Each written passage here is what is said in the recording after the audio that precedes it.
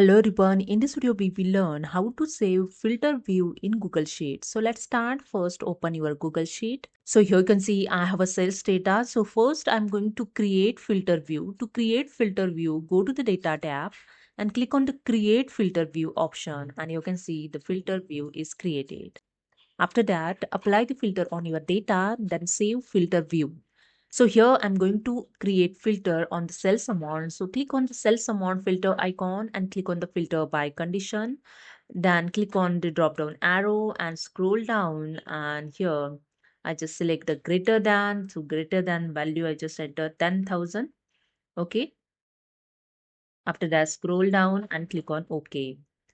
And here you can see the greater than 10,000 amount is filter. Okay.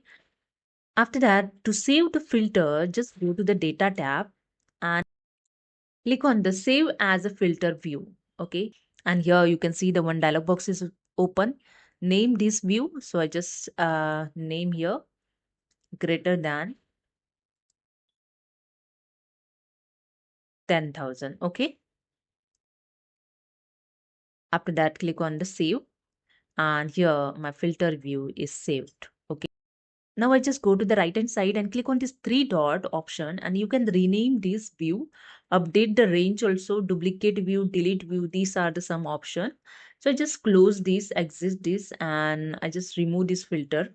Okay, press the shortcut key Alt F, and here now I go to the data tab and click on the change view. Okay, here you can see my save filter view showing here. Okay, just click on it and you can see your save filter view is applied. Okay, so this is a way you can save your filter view in Google Sheet.